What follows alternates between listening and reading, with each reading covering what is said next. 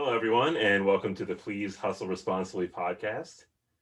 Today, we have a special guest, Jason Hammel, joining us. You may have heard of him from Lula Cafe or from us talking about him frequently in this podcast. Before we get into our episode today, I just want to do a quick mental health check-in with Christina and Christina. Magro, how you doing? I'm doing great. Sun's shining. I feel like I say this every week, but the sun's shining. So I'm happy. People are getting vaccinated. Our people are getting vaccinated finally in Chicago. So that's great news. We have Jason with us today. I couldn't be more excited. So I'm just a kid in a candy store over here. How are you doing, Matt? I'm good. I had today and yesterday off, and was really enjoying spending some time outside. And I get my second dose of vaccination next week, which I'm really looking forward to the after effects of that. Not the immediate ones, but the long term ones. And other than that, just relaxing and taking it easy. Beltry, how are you? I'm doing exactly the same as you and Mags. I am also getting my second vaccination next week, and I'm just really happy that spring is springing. Jason, how are you? I'm really good. I appreciate this check-in because it's actually the first time that I asked that of myself today. So I'm good. I'm taking my children to visit their grandparents, which they haven't done since 2019. I'm double vaccinated. Look out for that second dose. It's can be a slugger. And so my parents are, and so it's really great to be able to take them, today and see them. And I don't know, I'm happy to be here and talking about these things today with you all. So it's a good day. Well, we're super grateful to have you here. As I was saying earlier, we do reference you quite a bit when we have these conversations, because we look at you and Lula as like kind of these up here people, these high tier people that we all kind of aspire to be like, because you're just the shining beacon for independent restaurants and how it should be in this industry. But for those of them listening that don't know about you and Lula, do you mind telling us a bit about yourself and how you got started in hospitality? Sure, I'd be happy to. I'm from the East Coast. I'm from New Haven. I moved out to Illinois to study writing in the 90s with David Foster Wallace. And I ended up getting a job at a what was basically like a California pizza kitchen because I ran out of money in Normal, Illinois. And that's where I first started cooking. And then I cooked just to sort of try to pay the bills while I was writing. And eventually what happened was I moved to Chicago, and the very first place that I went when I came to Chicago was a small coffee shop. And the moment I walked in, I knew that I had found something special, and it was a sense of place that I hadn't known before. And it ended up being the same space that Lula is now. It was called Logan Beach. It was a quintessential 90s coffee shop with art and music during the day, and some eclectic food choices. And I just started hanging out there, and eventually met my future wife, Leah. She was working there as a cook, and we took it over. So I had no intention on being in this, and no plan, no business plan, no acumen or experience, or definitely no education, culinary arts, and never mind business. And so I just kind of went in it through the back door. And we were open for, the Chicago Tribune didn't review us until we were like 15. So we just went under the radar the whole time. And now we're entering our 22nd year. And I learned to cook by, being a chef. I just basically got every book I could and studied and tried. And, one of the continuing spirits that I try to keep alive in both myself and in the mission of the restaurant is, being 27 and just like just trying it, you know what I mean? Just going for it and throwing something up and seeing if it worked, and doing the work because of the love of the discovery, and for little else. And I think like if I keep reminding myself to be that person, I think I'll end up living as good of a life as I can. So that's like a short version of what happened with Lula in the 90s. That's quite a leap. Yeah, it was crazy. But it seems to have worked out pretty well. What do you remember, like what was going through your mind when you like decided that this was going to be the move that you were making, and like what was it like starting out? I mean, we wanted to save the space. The space was like where I met all my friends in my 20s, including, the woman I married. It was, where, I mean, I was in Chicago, I didn't know anyone. I went there every day and I wrote and I read and I talked to friends. And it was where I learned about Chicago music, and where I learned where there was a loft on Milwaukee where you could see movies on Sunday nights for free. And it was usually something like pretty esoteric and super arty, but every once in a while it was like I don't know, Star Wars or Eyes Wide Shut I saw there, like kind of pirated copies of like first run movies.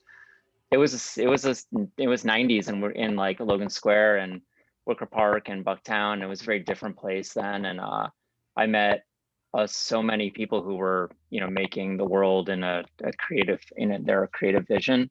And I wanted that space. I wanted the place and the friendship.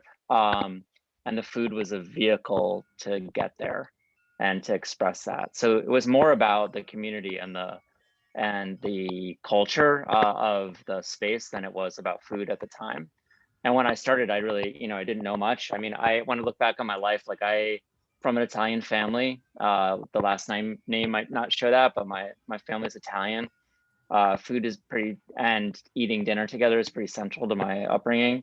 And I actually lived in Italy for a little bit during college, and had some food experiences that were, in retrospect, pretty important to me. But food became something that I had to learn to connect people in the space. So I did it. I mean, I literally, like, you should see my books from that time. Like, whether it's like something like the Zuni Cafe book was really important to me.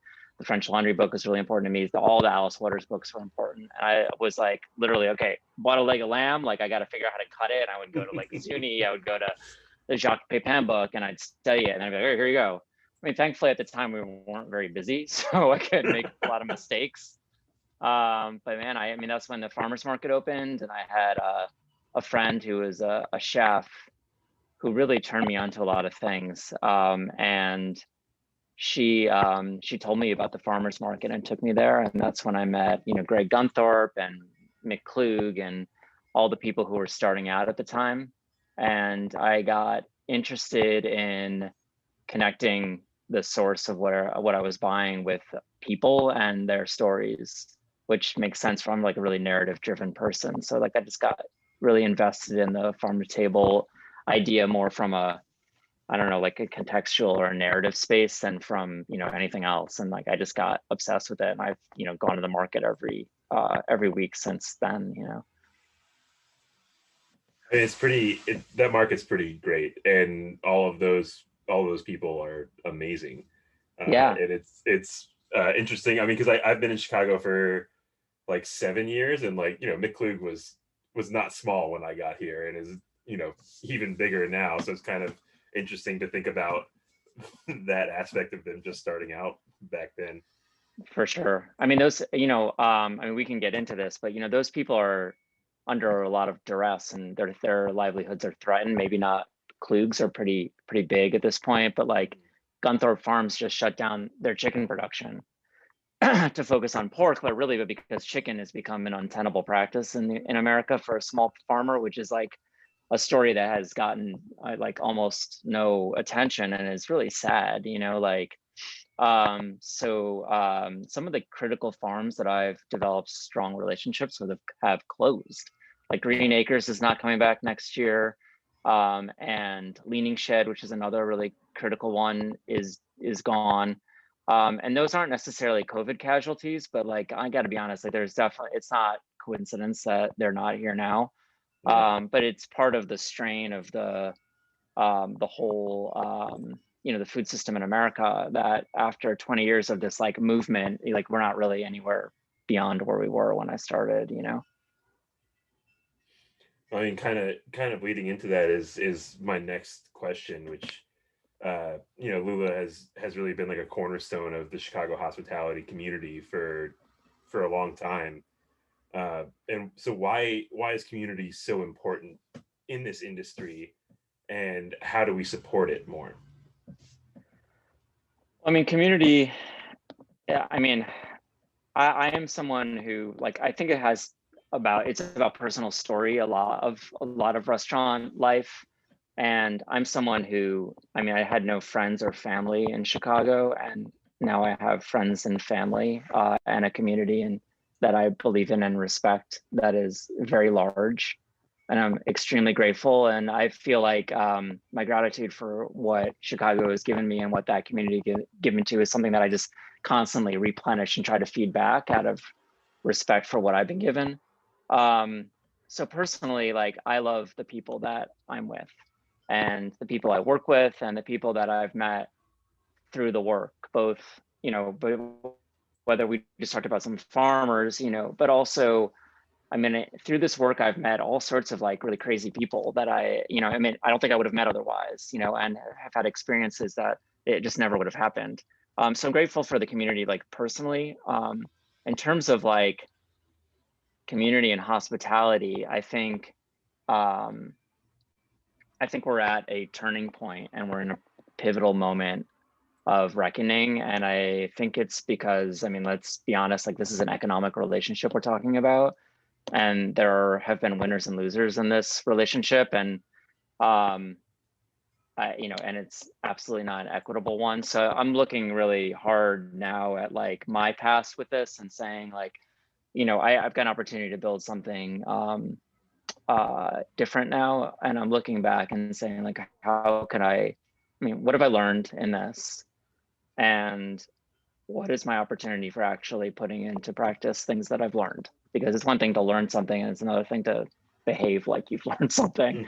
Mm-hmm. So I really think that, now's the time. But there are difficulties in any relationship we have. Whether it's, marriage or friendship or family or business, there are definitely like complexities to this that I think are going to take some years to answer. But like, let's be real, like restaurants are not, they're not like just cultural entities. They have cultural import, but they are expressions of economies. Like they're land holding deals. They are employment, contractual employment relationships. There's a lot of money attached to these relationships. And I think it's important to look at those and make them those relationships more transparent so that we can make better decisions moving forward. So right now I feel like I'm in the process of trying to save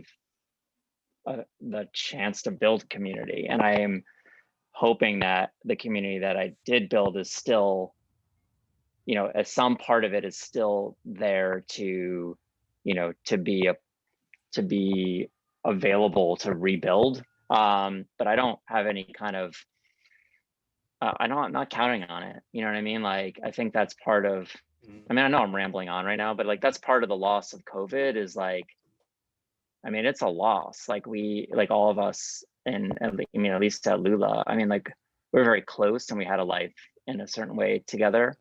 And I'm talking about my, my team or my employees, but also all the people that we were connected to, whether it's the farmers or the customers, and friends, and like all that's gone. And we can do it again in a different way, but like it's never going to be the same. And like the idea that it will be, this is just my like very opinionated opinion, but is kind of dangerous, because it can cover up any kind of, any of the toxic parts of the old relationships, but it also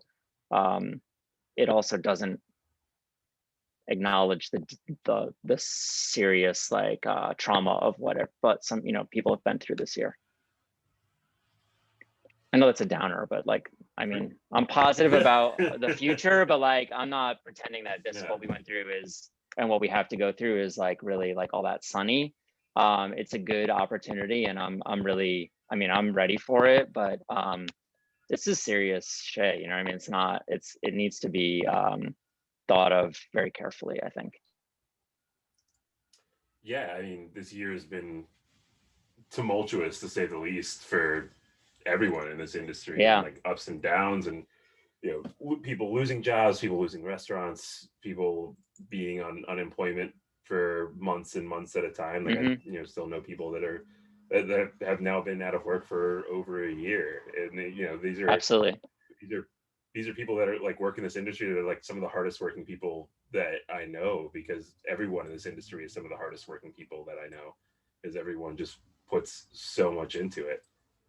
And how about all And those people who were like, I don't know if I want to go back. Like I love the work and I yeah, love the community, but I don't know if I can go back after like 15 years or 10 years, whatever, of doing it. It's like, it's pretty yeah. traumatic situation people are in. Well, I mean, I think it's like it's part like everyone's had this downtime and time to rest, and they're like, oh yeah, this is unsustainable living for me to like go into this like this. And also like I think this past year has really put a spotlight on so many practices that exist in our industry that are like untenable and just downright bad for so many people. And it's like, well, For sure. how do we keep in good consciousness like perpetuating these things, these practices? Yeah. And how do we recover from where we're at right now? Like even Yeah. like even just something that I think about a lot is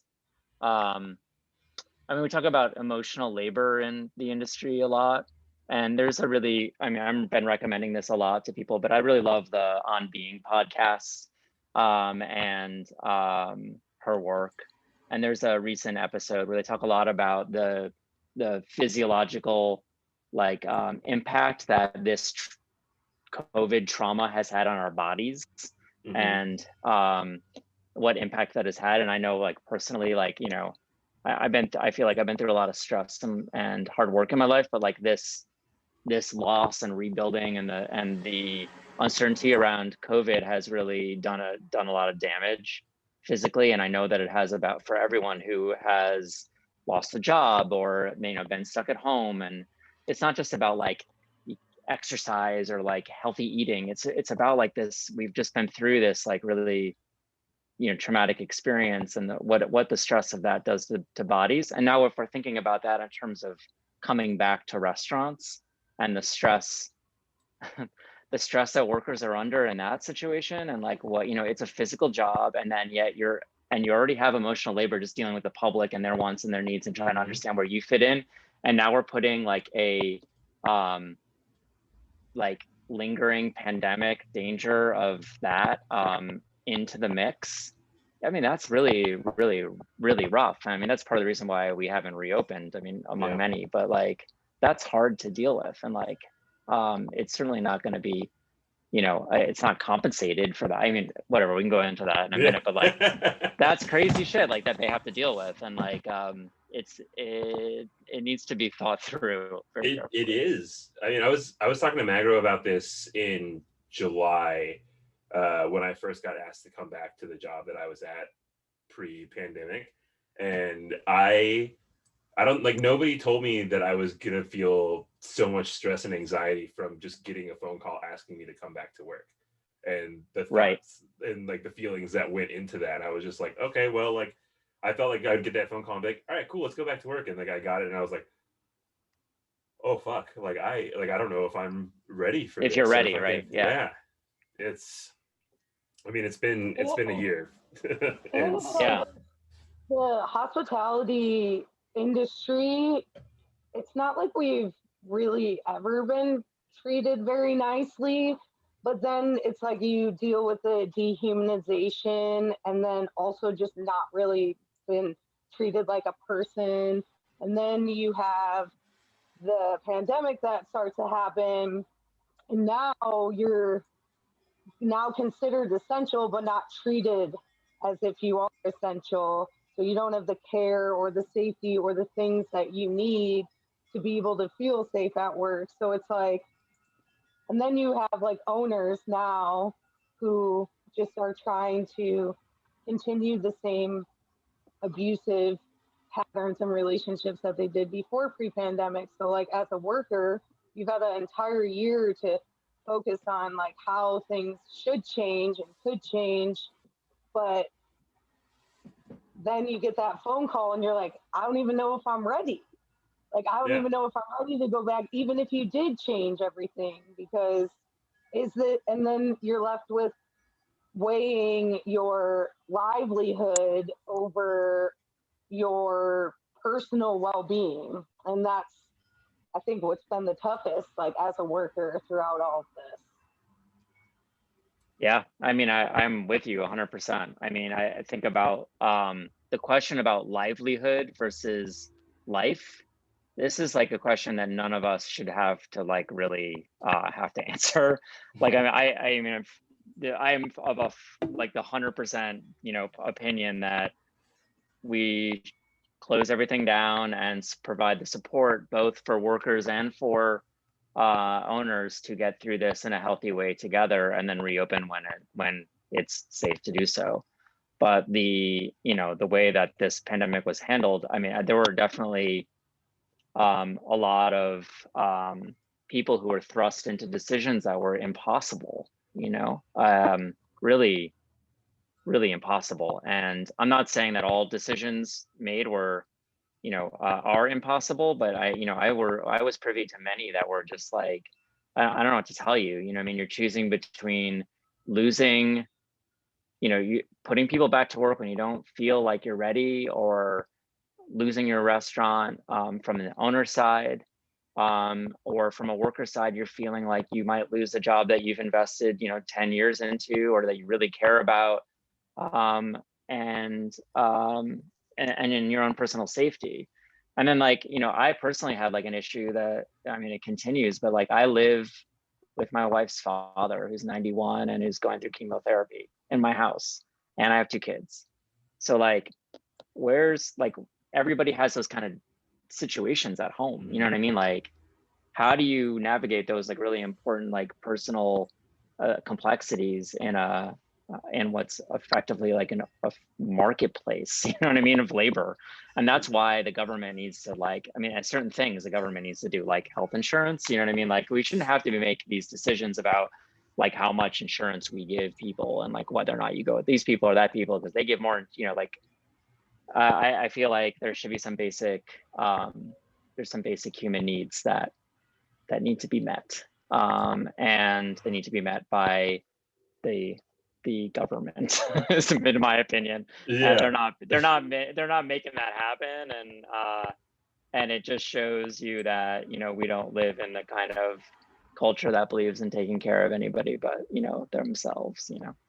Just well, I think the past years really, you know, put a spotlight on that as well, as like, especially with like, you know, dining restrictions being loosened, but then we see like a resurgence in cases, and then they're like, well, we're actually going to slow down everything else, but you can keep going to restaurants and you can keep going to bars, and we're going to get vaccines to hospitality workers, but like in a couple months, and yeah. We'll just go from there. I mean, never mind the undocumented workers issue, Jesus, right? Yeah. So like, I mean, like I know people across the country who kept restaurants open because there are workers on their staff who couldn't get UI benefits, right? I mean, like, what are they supposed to do? I mean, like, they got no way to pay for rent and food, and this has been real shitty. And it has like really shown a spotlight on how poorly we are taking care of each other and the government level. Yeah. On the street level, we're doing a great job. I mean, as best we can, right? With all the programs that are happening. But I'm talking about government level. I think that's one of the strong points of Chicago, is that, you know, as a community in this industry, like, we do our best to take care of each other, which is, you know, that we've seen a lot of that in the past year, which has been really, really amazing. And we've been lucky to talk with a bunch of people and through this medium to, you know, talk about that more. And it's been amazing. But over the past year, like, we've all seen you be like very outspoken about, you know, fighting to save independent restaurants. And you know, calling out the government about, you know, doing what is needed for our survival. uh what was starting that process like? I mean, you guys, I remember it was like a little over a year ago when you met with a bunch of restaurant owners, and was it Chef Special, and started Yeah, talking about Too Small to Fail. yeah, no, we did. And so I've been part of several groups that have worked on different things, but I have been fortunate to be part of the IRC.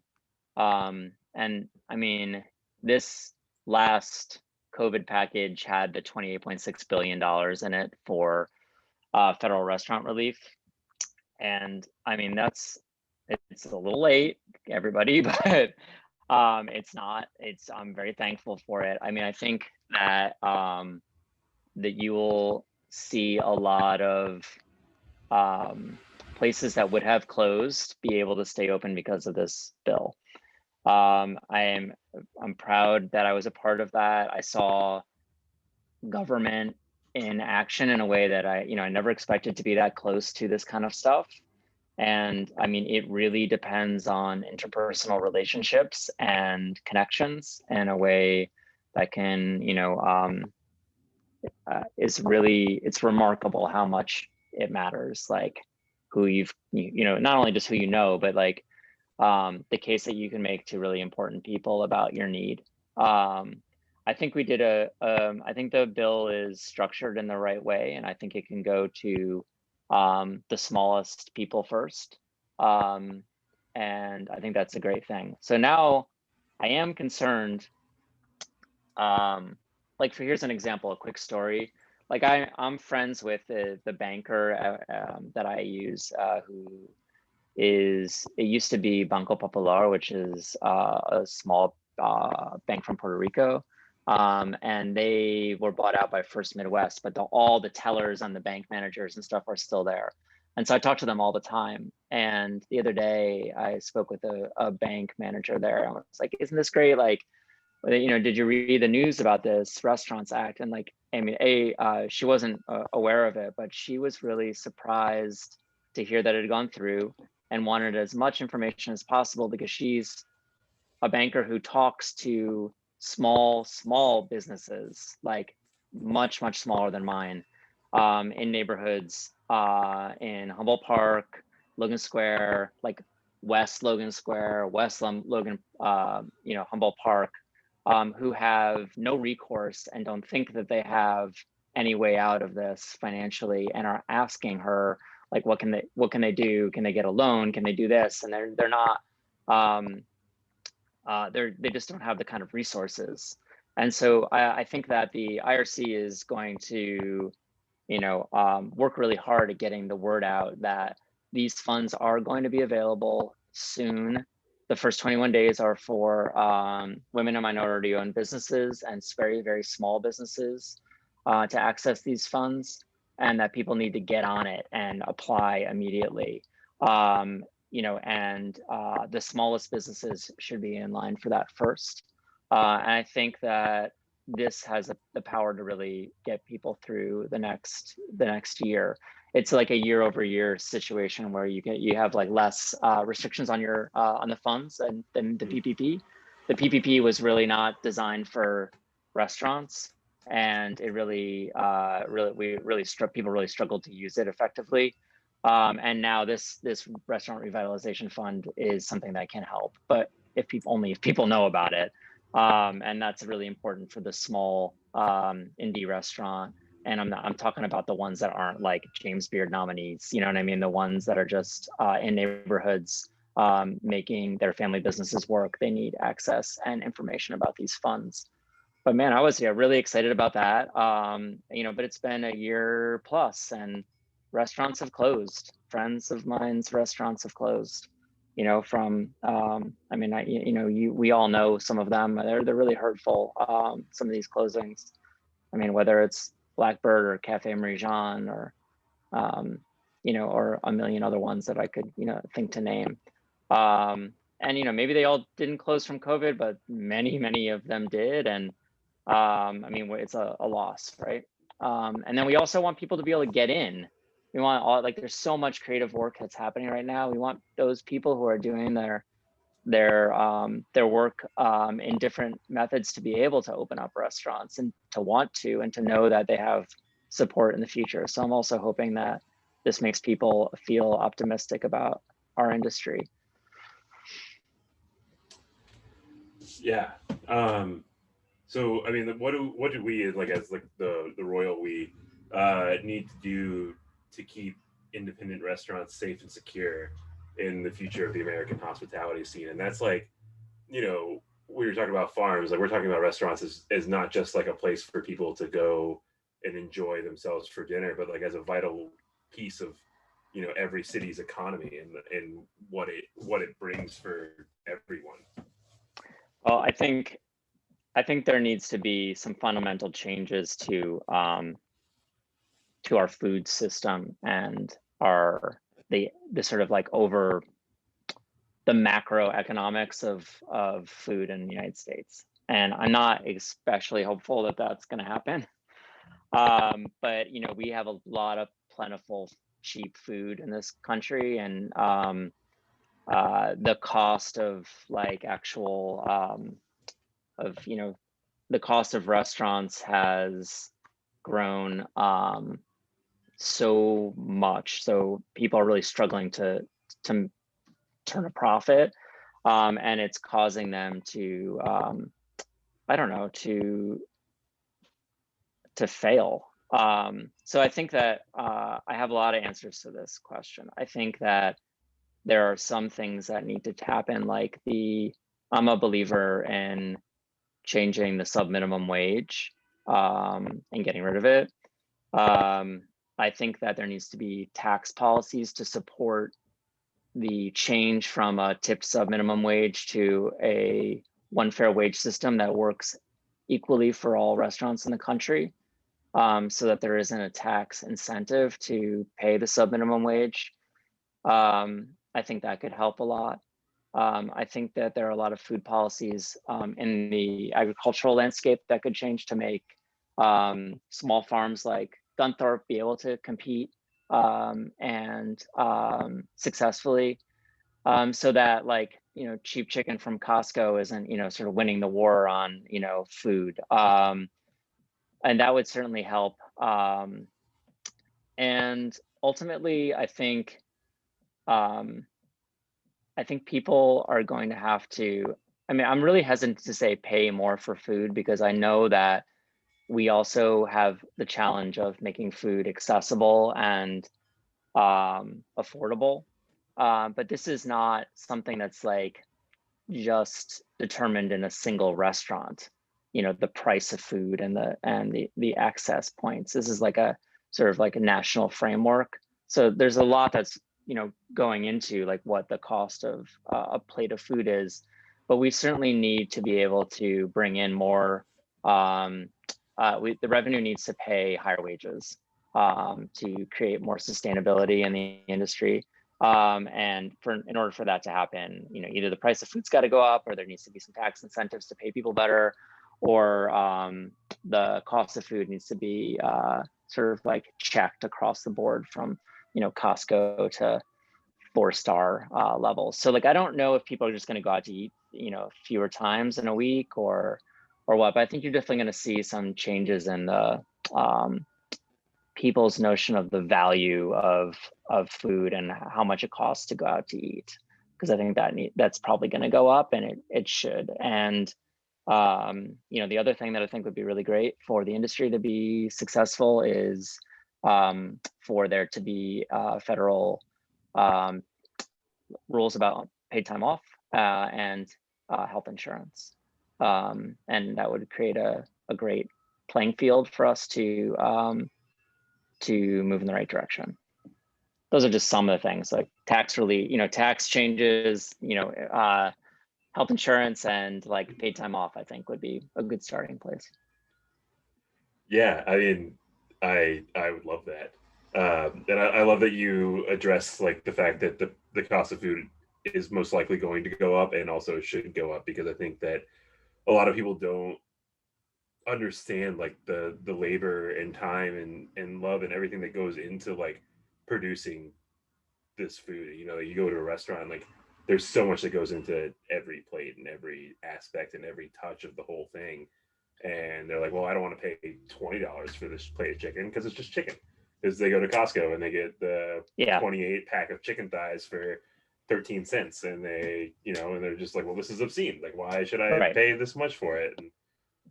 And that's just, they look at the restaurant as just like this building that produces a plate for them to sit down and enjoy. And restaurants are obviously so much more than that. It's all the people who make it, and all the people who are like putting their time and efforts into making this more than just a building that puts a plate in front of you. Like, it's got heart and soul and feelings, and it's full of emotions that these people are like also feeding off of. Right. I mean, they're there to be a part of that that energy, right? I mean, like, you could certainly eat a plate of roast chicken at home, and we all have over the last year, right? And I think it's ineffable. It's like you can't grab onto it. That's why so many people fail at this. Yeah. Because I think it's about personal story.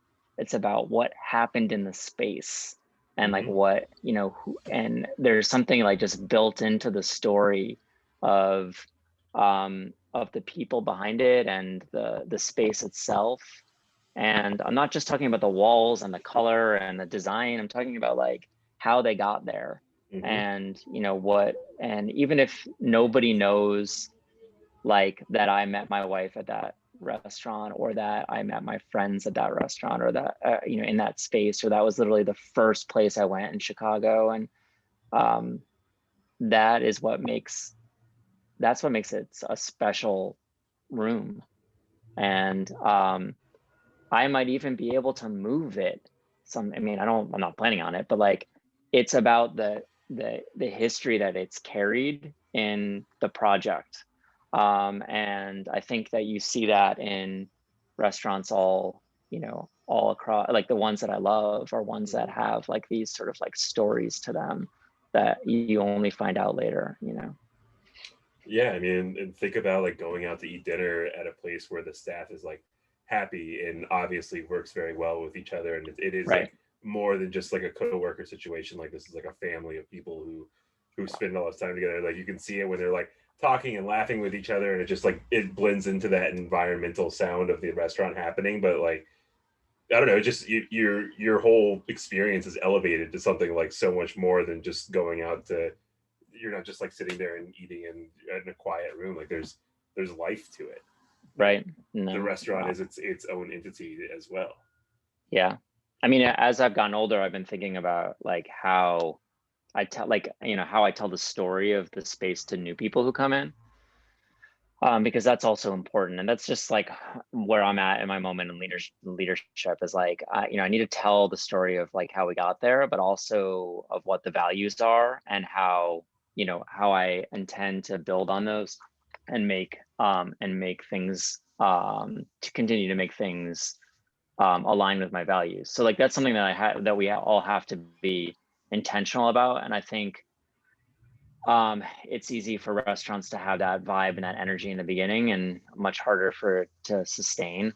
So I think about that kind of the vibe that you just talked about, like, what is that about, and like, how do I keep it, and that's the struggle we all face. But I definitely think like that's an important part of restaurant life, and it's one of the things that's lost.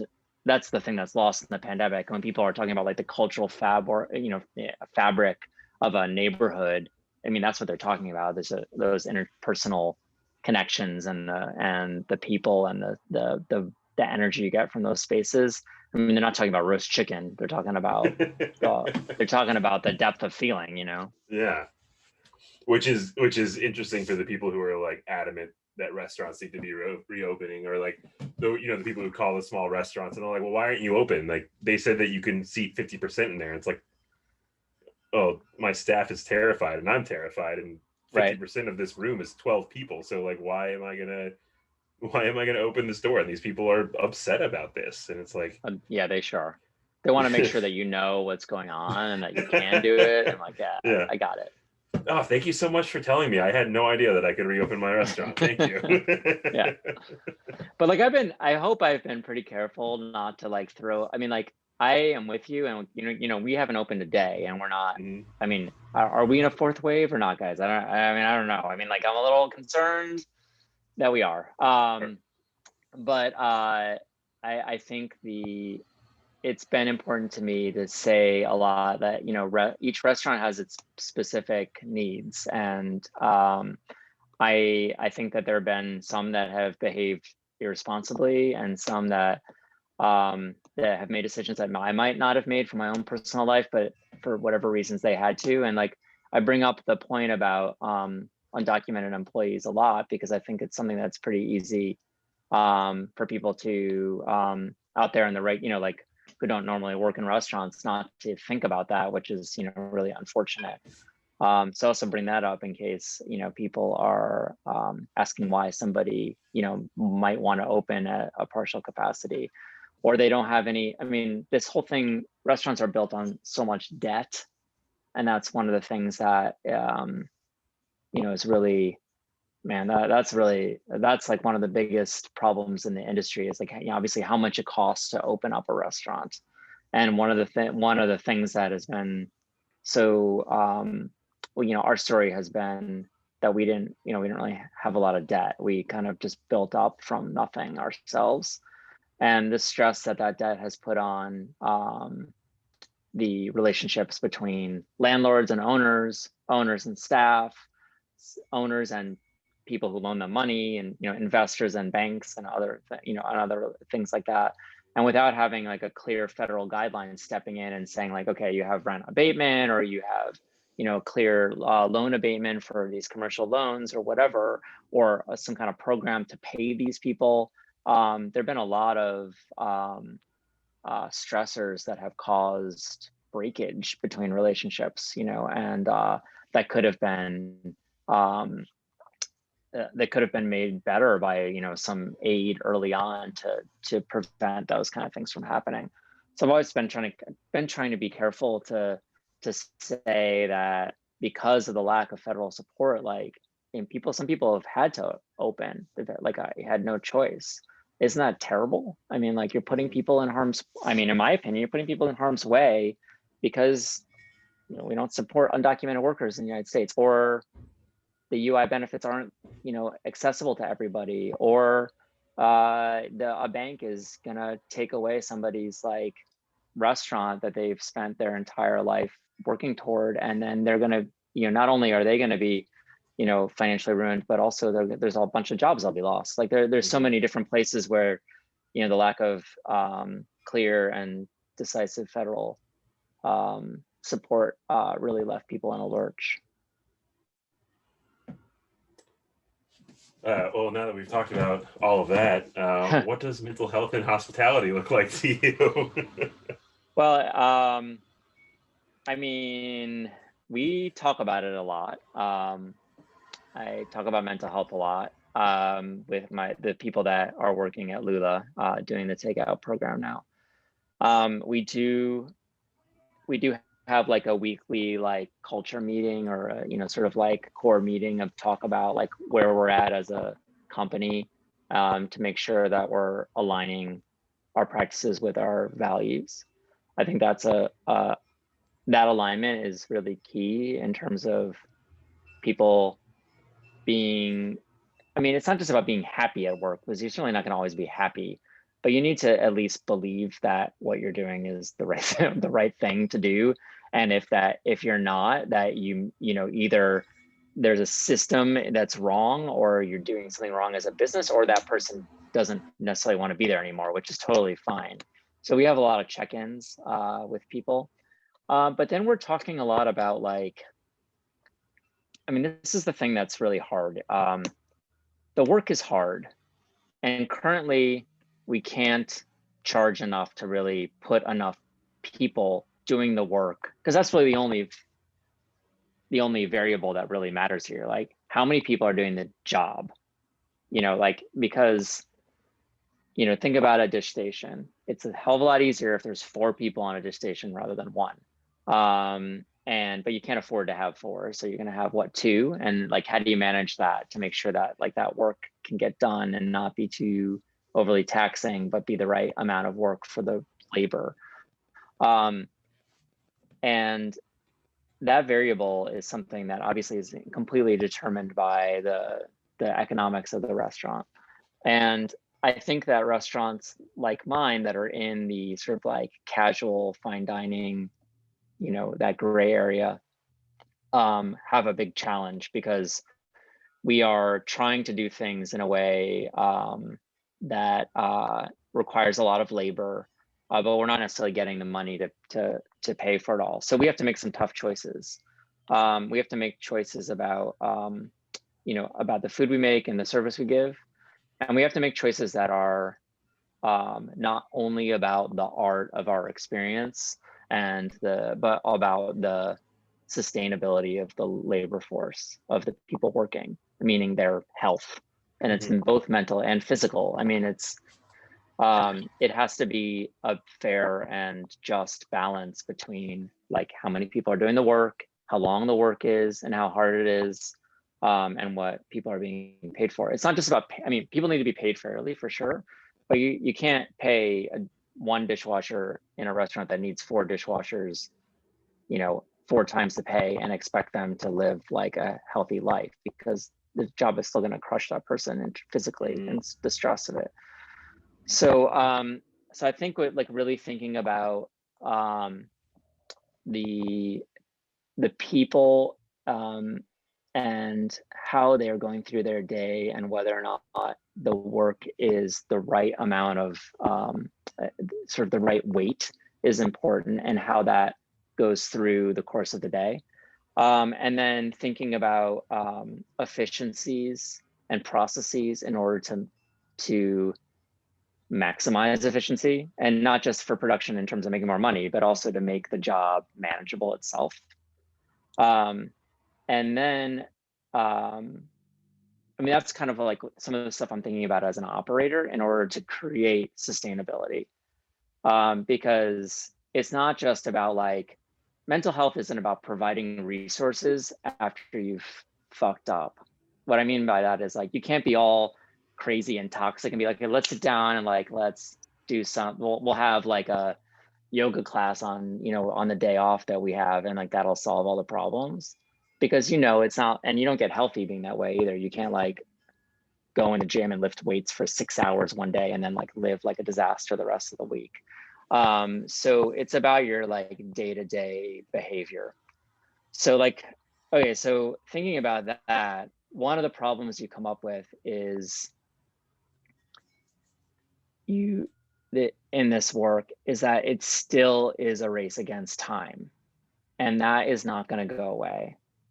So, you know, is a sense of urgency a toxic patriarchal concept or not? I mean, I raise that question like a lot in the work, because I mean, we're in the business of buying raw meat and vegetables, buying them, creating something, and giving it to someone at a certain time. So there is a temporal, like, urgent element to that work, right? I mean, you can't get away from that. Like, the stuff's going to spoil, the people are going to leave, the food's not going to get hot. I mean, time is a part of this. So like, we were talking the other day, is like, well, so what is a feminist sense of urgency? Like, what does that look like? You know what I mean? And I have a chef de cuisine at Lula who likes to use the phrase chip, like a lot, like to the line cooks that she works with. And like, that is our like kind of shorthand for a respectful but demanding, like, hey, come on, we're in this and we have to make this at a certain amount of time. So we're thinking about ways of like not being, you know, we can't yell, we're not going to yell at people or, you know, things when they're not going fast enough, but they also need to go fast. You know what I mean? Like, that's part of the work. And I'm pretty quick. I do things quickly. I've learned how to do it because and I'm efficient, and I'm also almost 50. Like, so someone who is a line cook who's 23 and has like a body that a 23-year-old is, you know, going to be able to probably move a little quicker than me if they have the skill set. So it's the skill set. It's about how, you know, how did I learn how to move? How did I think about like the physicality and the flow of the space and stuff to get to move quickly? So we talk to people about like, okay, if you're picking parsley and you have like a big box of parsley, like you're not gonna like reach in and grab a piece of parsley and then pull it out and then pick, and then when you have the stem, the container of the stem is not going to be over there. You have to like set up a station so you can do something in an efficient manner. And like doing that with all things, whether you're, you know, bringing stuff up and down stairs and like, you know, full hands in and out, et cetera. All those little things add up into efficiency.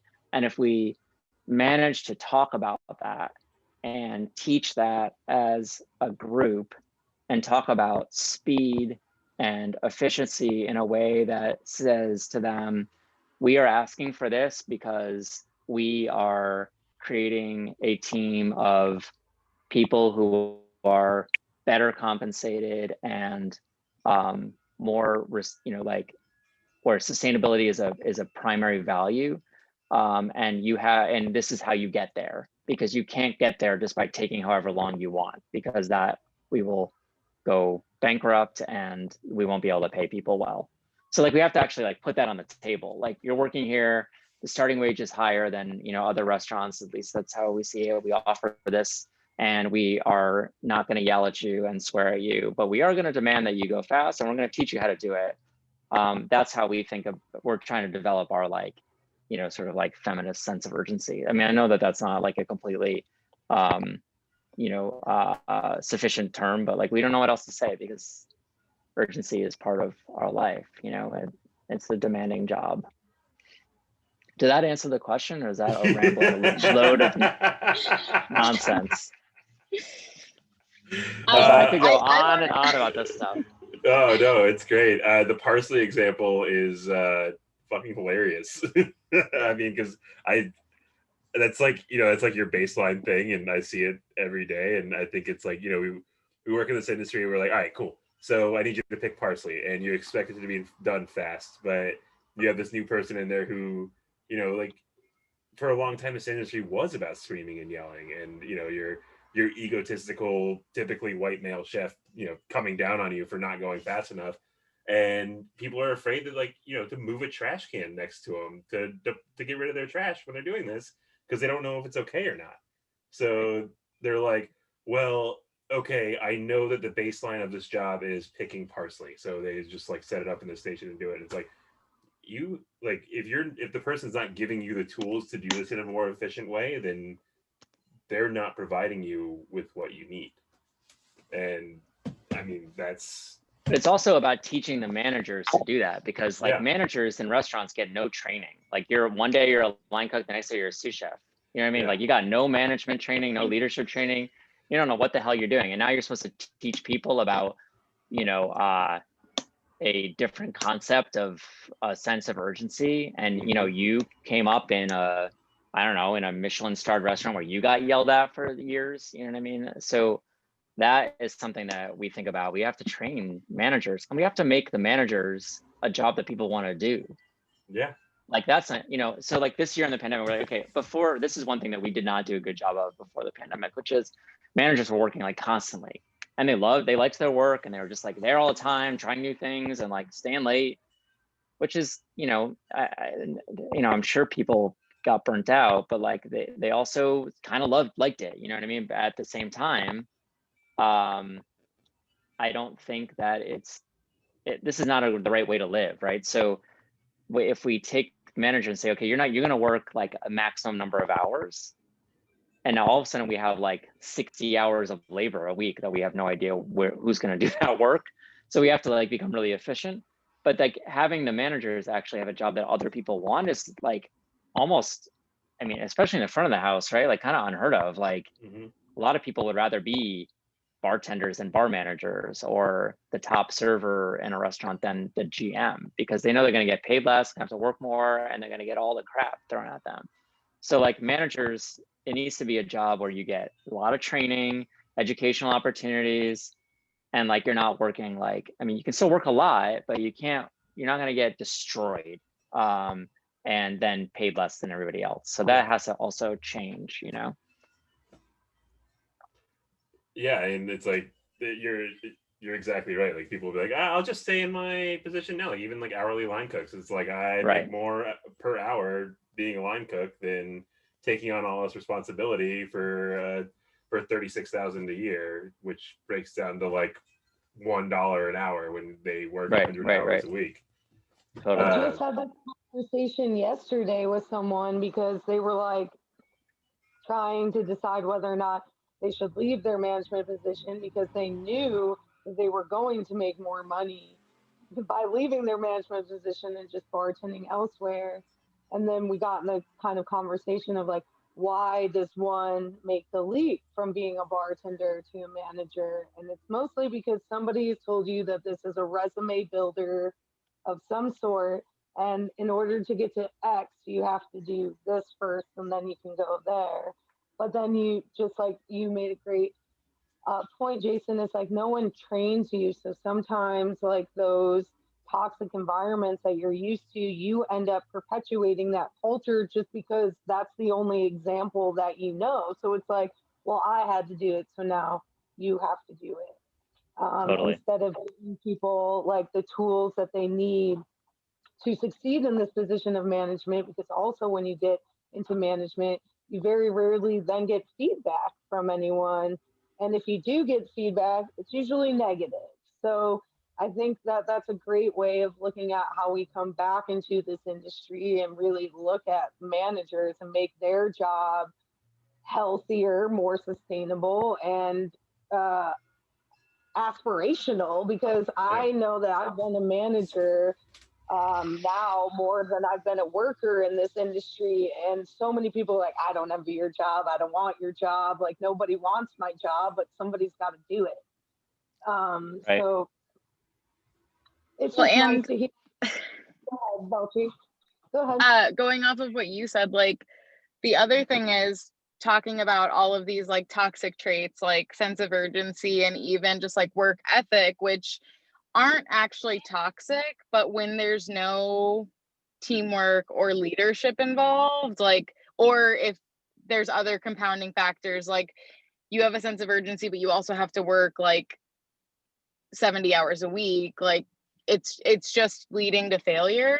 And I think that having things that match that, like teamwork and mentorship, are really important. But then when you get to a leadership position, like is the teamwork cycled back to you, or do you just have to like lead that and then you feel isolated because you're like, I need to maintain everybody else feeling supported, and I'm, like Nagra said, like I don't have a lot of support, I don't have a lot of feedback that's positive, so like how do I sustain when I feel like I'm working a lot, working hard, and financially not compensated well, you know? Right.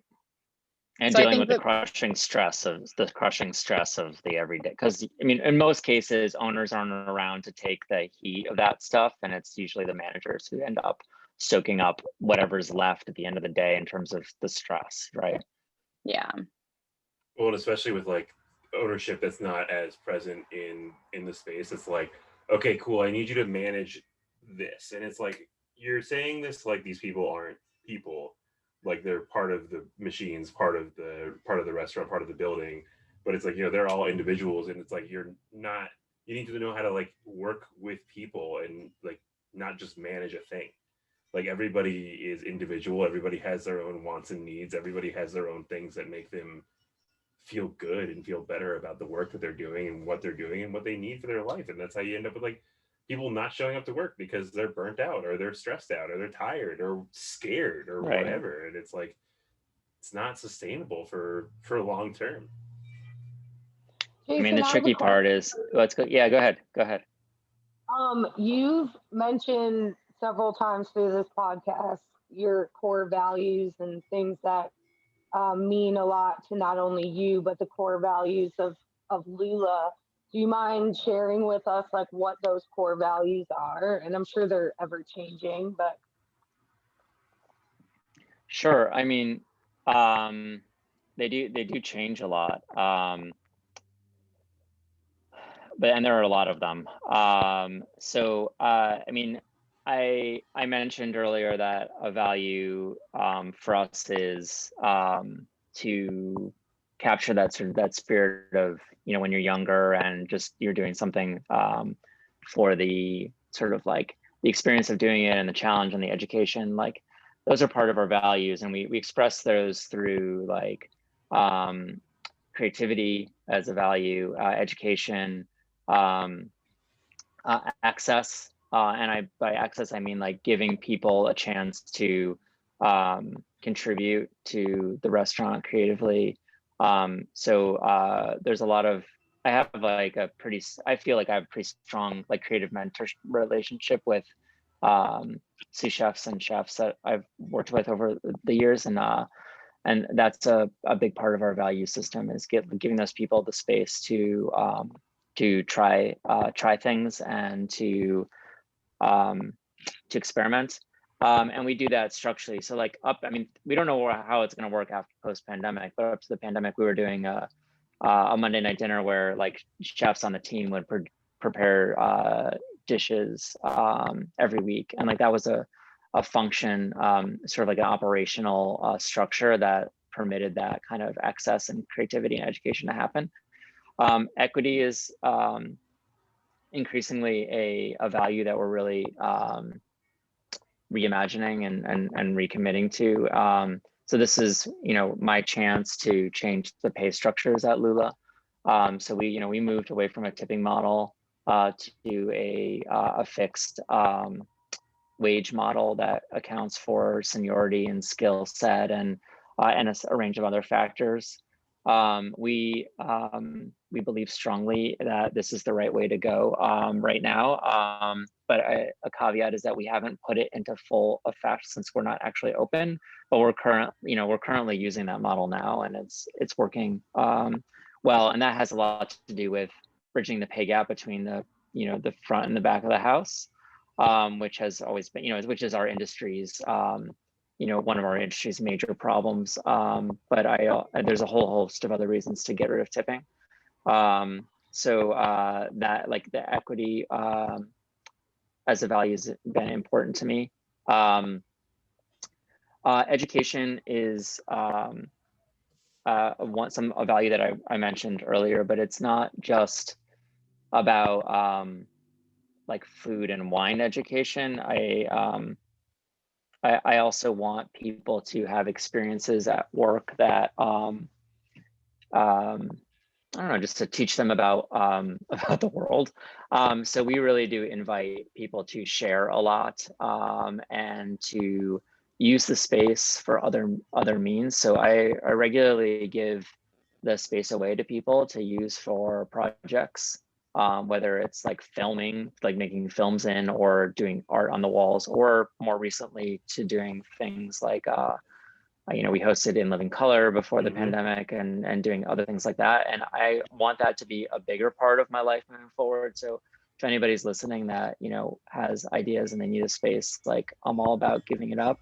It's been a little tricky in the pandemic because, we had a closed system there for a while, but in terms of letting people in, but that's something that I'm really interested in, is collaboration with people who want to use the space and the resources that I have for in the space for their own things. And then education also means like increasingly doing manager training. We're doing DEI training with the management staff now, like, and other kinds of trainings. So it's also that kind of education. We've had I've paid for members of staff to like go on stages and stuff like that in different parts of the country. We want that to be a bigger part of post-pandemic life. So I mentioned a few of them. Some of the like community, if that's like building community, if that's a value. I'm not sure we would term it as such, but like I definitely am inspired by people who look at empathy and love in relationships, and I'm trying to understand how those things impact our work in the hospitality space. So empathy and love are clear values that I definitely want to focus on as well. I think I've named enough of them, but those are some of the ones that we like literally wrote down and be like, hey, this is what community means to us. And it's about like, I've always had staff members who are artists and musicians or filmmakers and writers, and like I want those people around me, because as an older white guy, I want to make sure that I'm always like questioning my like what I know. And the best way for me to do that day in and day out is to try to surround myself with people who are doing on things that I have never heard of before. And with people that I don't know, and me then learning about them. So I think that's important. So you need to have a flexible schedule, and people need to be able to do their thing outside of work as well. So those are like part of the value system too. That's amazing. The intention that you put into what you're doing is great, because I don't think, I mean, I've definitely worked and been around people that do that, but it's not the norm in our industry. Yeah. I mean, I don't want to say that these are my intentions. I certainly have had times when, like it's been hard to meet those goals for sure. And that's like a daily thing, like, have I met these goals? Like, am I leading in a empathetic fashion? Am I not? And am I leading with love? And like, I mean, I'm one person with, at the height of my numbers of employees, I had like 75, and like I have other things going on too. So I make a lot of mistakes. I forget about something important almost every day, and I've got to like make sure that I, as best I can, try to live up to that's why they're stated values, because like you have to, it's kind of like it's a contemplative practice. Mm-hmm. You have to like state them every day and be like, am I doing this? Like, have I lived according to these values today? And if not, like, how could I do that tomorrow? Yeah, but I think that like, that saying like shit rolls downhill, I think it goes the same way for good intentions. Like those practices become ingrained in everyone coming from a strong leader down, because they see those practices in work and how they affect them in their daily what they're doing. And if it's beneficial and good for them, that's something that they start to carry with themselves too. I mean, I know everyone that I've worked with, that the values that I see in them that I think are, like what I want to carry with me, like I try to adopt those as quickly as possible and put them into my daily work.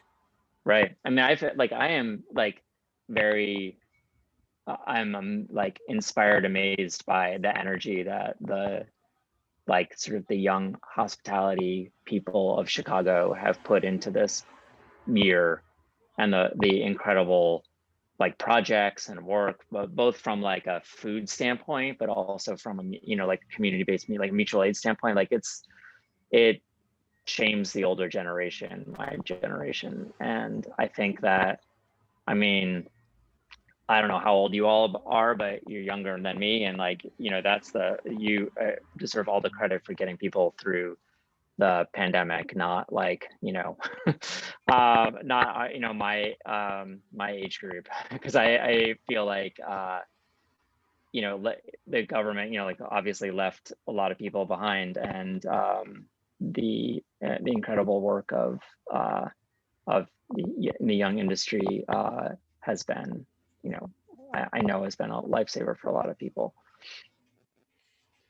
I mean, I'm excited about what the future brings for this industry with all of that, energy and motion going forward. I think it's going to be, I think the next, 5 years are going to be super transformative, and I'm super excited about what that brings. Because like you said, like just seeing everyone this past year just being like, this is what we want, this is what we're doing, this is how we're doing it, like come with us, we're taking you, we're all doing it together.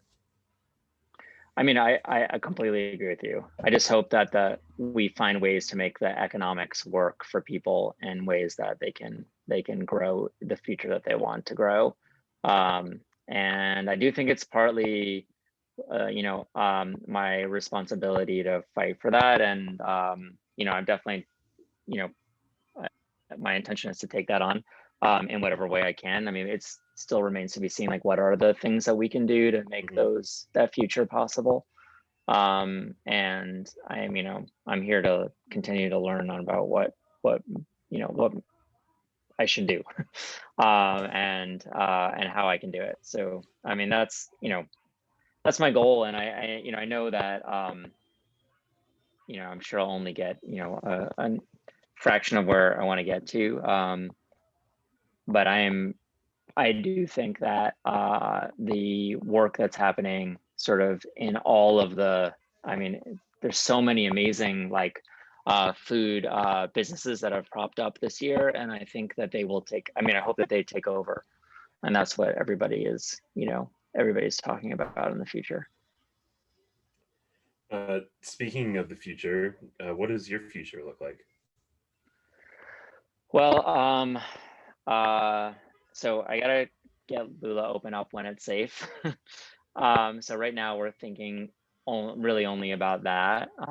So, I talked a lot about, this is our chance to build something that centers pay equity, that rethinks urgency and work ethic. As Christina mentioned, like, those things aren't, evil in and of themselves. So, like, we have to find good and just ways of being urgent and ethical in our work. So we are really literally just talking about that, and creating these sort of like NASA level, like, simulations of what work life will be like. And I'm doing things like I never thought I would do, like saying, like, well, hell with filling waters, and let's put a bus tub in the middle of the room because that's going to create a more efficient workspace. And I used to always be opposed to so many things that I'm saying yes to now.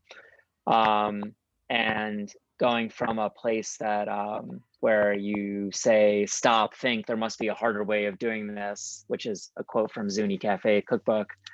And the idea there was like, oh, we're not going to buy guanciale, we're going to make it. Or, no, we're not going to make guanciale, we're going to raise a pig on a farm that we own. And no, we're not going to own the farm, it's going to be a cooperative farm. Or no, we're not going to, it's like, how deep can you go? And, like, I still really respect all that stuff, but, like, and we're still going to make pancetta or whatever we're going to make, but we have to find ways of doing it that are less labor intense, so that we can manage the difficulty of the work, so that we can have a little bit smaller staff and pay them better. That's, like, what my goal is. Smaller staff, paid better. Doesn't work. The sous chefs aren't working 100 hours a week. That's, like, what I want to do. And then once Lula is, in that place, I am working on a cookbook. So I have a cookbook that I need to finish because I told the people that putting it out that I would finish it. So I'm working on that. I still am partners with the guys at Supercana International. So I help, I advise and do things for them. And I also have a foundation that works on food education called Pilot Light. And Pilot Light has had a really interesting pivot this year.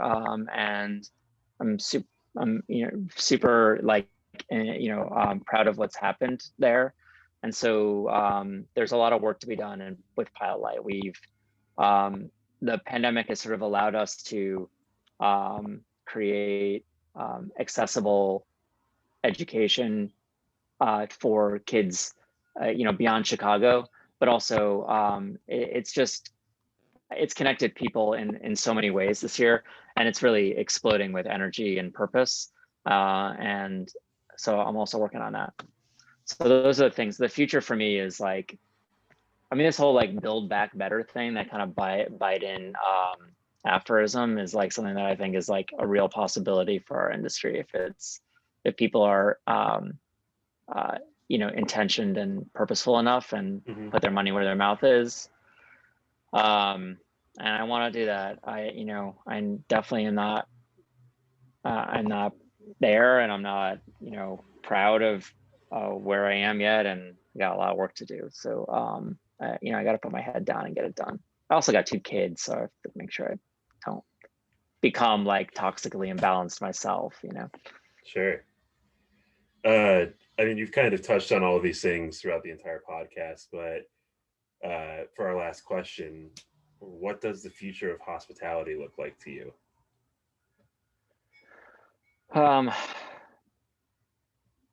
I think the reckoning that the hospitality movement is having right now, its future is in creating new food policy for the country. So I don't have like a vision of exactly how that's going to go, but I know that the people who are the really important work that's happened, like, I don't know, like community kit, you know, like Edmar and you know, like the community kitchen stuff, and like all that kind of that kind of work is going to inform food policy in the United States, and you'll see other types of things besides just, I mean, you already do, besides just your restaurant economy. I think like it's going to impact the economics of food and hospitality in the United States in a really profound way. I don't think that it's going to be people like me are not the ones who are going to build that future. I mean, I'm going to be honest. I think that I am going to do my best to learn from what's happened and to create a really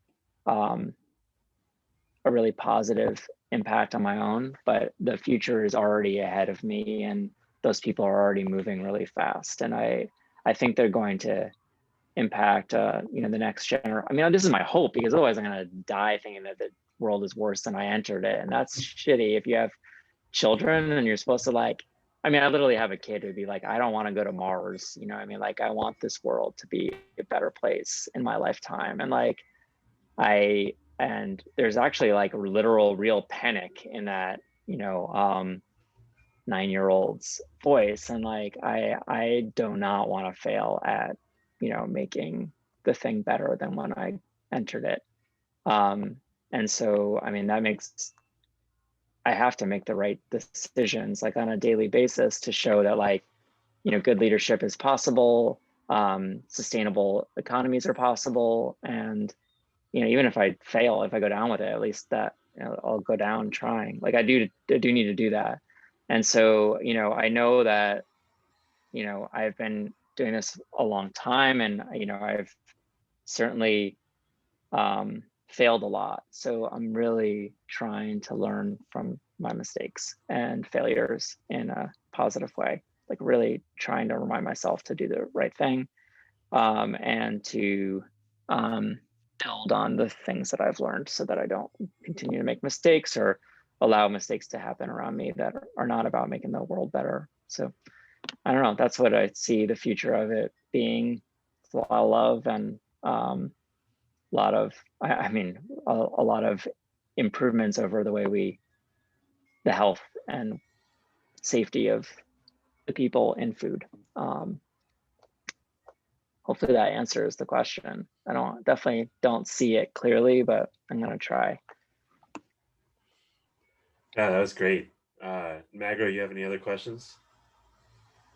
I just want to say, as someone who's never met you in person, that I know for at least us on this podcast and a lot of other guests that we've talked to, are a shining example of what we would aspire to be as a small business owner, because in my personal opinion, I feel like you've done the right thing before it was cool to do the right thing. You were supporting farmers before it was trendy. You were actively hiring people before, because it's the right thing to do. You can feel all of that when you walk in to Lula. You can feel your values the moment, like as somebody who has worked within this industry my entire adult life. It's just something that I really admire. And I just want to say, like, thank you for giving us an example although it may not be perfect, like thank you for uh, just giving us a shining light and letting us use you an example of saying it can be done. We see it being done. You just choose not to do it. So thank you for everything that you've done, everything that you're going to do, and the things that you continue to do right now.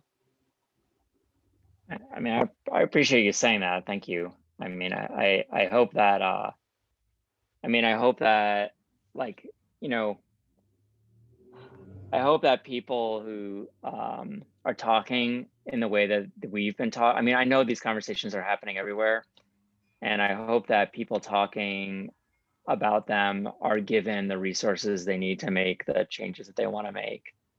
And I hope that the resources are plentiful and that they're given without a lot of strings. You know what I mean? Because I do believe that the industry needs to. It needs to think. I mean, I don't even know. I mean, like, what does the industry mean anymore? I mean, we're talking about a really specific, like, kind of set of restaurants and everything. So, like, in some ways, we need to like kill this part of the industry and just come back and say, like, people who make food and create food experiences together, like, this is open water. You know what I mean? Like, we can go where we want to go, and I just hope that there are enough people willing to give up resources and to share resources so that those people who choose to go in new places get the opportunity to do it. And I mean, me personally, I just, I want to be clear that I'm like, Lula's a work in progress. And me personally, I've always been a little bit nervous about how like incomplete Lula feels all the time. And sometimes I think that I'm a little like sensitive about like wanting to be like this like real restaurant and not a cafe or not something thrown together. And what I'm realizing is that it's kind of a blessing. Like we were incomplete on purpose, and like, we are learning as we go and listening and educating ourselves. And my hope is that that doesn't change at all. Like, that it keeps going like this, at least for a while, as long as I can do it, and that I grow as a person from my, like I said earlier, like legitimate failures at being the person I want to be, and like there's also just a sort of like human capacity that you come against all the time. So like learning about like where my capacity is and like what I've done wrong, and turning that into like, the possibility for change in education. Like that's the best I can do with this. And then I'm also, I'm really hopeful that the spirit that, that we had together, like our employees and me and my employees, and also the guests that came in, like, I really hope that comes back, because I think, it's not for sure that it will, you know what I mean? Like, the industry is like, everybody's talking about like, okay, like when we're back, but like, it might be a hard slog for a long time. And so I'm, like, we need to be patient, and this might take a few years before the like dreamscape that I have in my head is realized. So I think everybody needs to be patient and work steadily, but and respectfully together, because it's going to take some time. But I appreciate you saying that. I really do. And I enjoy talking about this stuff, as you can tell. So hopefully I didn't take too much of your time. No, we really appreciate you being so generous with your time and joining us here today. It's like I said, we talk about you quite frequently on here, and as Magda was just saying, like, you do provide a lot in the way of like for something for us to look forward to in the work that we do, the work that other people are doing. Like, and we know that you're very busy, so we appreciate you taking the time to talk to us today. We're very totally. This is like my, I don't know what this is, but the philosophy around these things is like my life and what I think about all the time. So it's a pleasure. It's a total pleasure to do it. So cool. Well, you guys thank you for be well. being here. Yeah. Thank you for tuning in, Yeah. everyone. And remember to please hustle responsibly. You know, I actually gonna say something.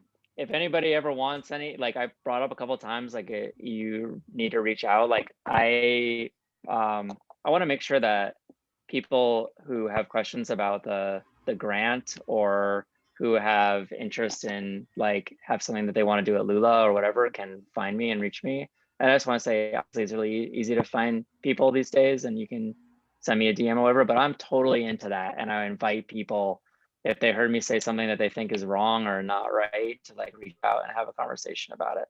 I didn't want to interrupt you making your last statement, but I just want to say like I'm open to that, and like I want to help out. So if anybody has any questions, like find me and let's talk.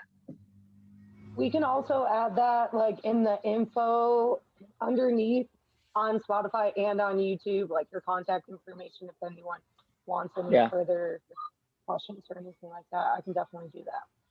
1000% down. Great. Thank you. Okay, sorry, Matt. I didn't mean to interrupt. Oh, you're all good, man. It's all good. Okay. Well, thank you for tuning in and for being here. And remember to please hustle responsibly.